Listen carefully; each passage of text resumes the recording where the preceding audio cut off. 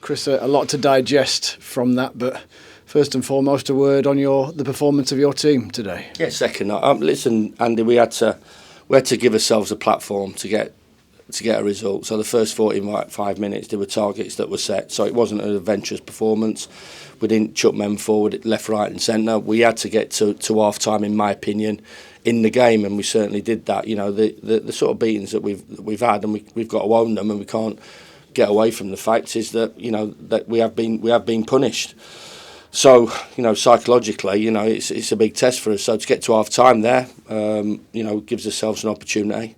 We talked to the players at half time of being, now come on, show what you've got, your belief and your ability, what's got you here, because we were better with the ball in that period. Scored some great goals in that period, conceded one just after they scored, which is a really disappointing one from a set play. I think possibly the defining moment was, for us to go from 3 to 4-1 up in that moment. I think if we'd have the lines have been drawn on a little bit differently, which they weren't, then we get that valuable home win. But it wasn't. We concede straight away, and then obviously, I've talked long and hard about the substitutions that we're having to make, physical substitutions. I thought, there's some outstanding performances on there. Blaster was excellent, but just run out of gas and obviously took a heavy whack as well, so I was limping about all over the place. Vinny comes off with cramp, and Ollie McBurney and Ben Berrett-Diaz, you can see why we paired them together. I thought they were outstanding all afternoon. And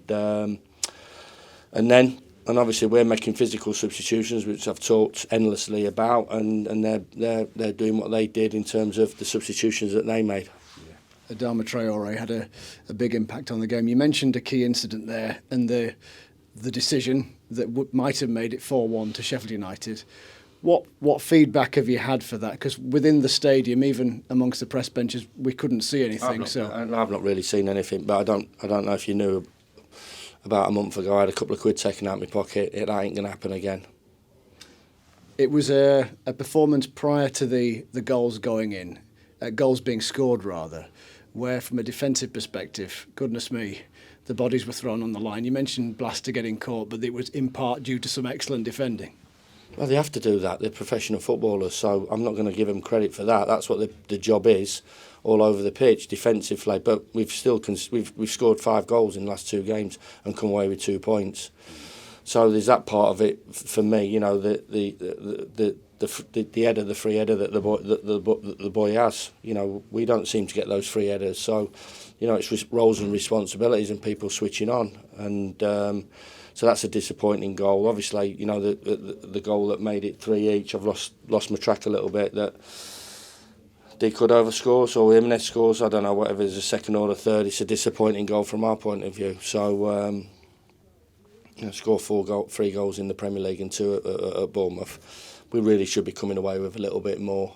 I can't beat the players up too much. They're under enormous pressure, as we all know, especially here at home because self-inflicted. Completely get it. So hopefully we can take a little bit of belief out of that.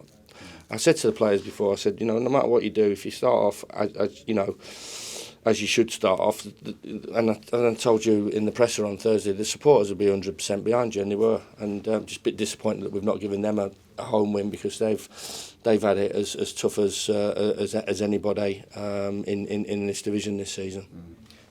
How important is it that you bottle the good elements of today into the fixtures to follow? Look, I appreciate some of those exceptionally difficult, but there were some good elements today, lots of them, to be fair. Said all along, turn it in with 5 games to go last year and you stay in the Championship. But you're in the Premier League and you're playing on days like this. I enjoyed, got to say, Saturday afternoon at 3 o'clock. I quite enjoyed that. But yeah, we've got obviously 2 more games coming up now away at Liverpool on Thursday where we're going to have to regroup and go again and obviously next Sunday. So, more of the same really, especially at home. Be hard to beat, but give ourselves an opportunity, give us a foothold in the game, which the players did. Like you said, the stuff that was really good from a defensive point of view, blocks and stopping crosses and doing the horrible parts of the game we have to do. just being a little bit more freer in terms of our football, because at times, you know, second half we freed ourselves up and the goals we scored were great, and the players were enjoying it and the supporters looked as if they enjoy it. I'm just, as I said, gutted that we've not really got over the line, and that's a difficult aspect that we have to all take.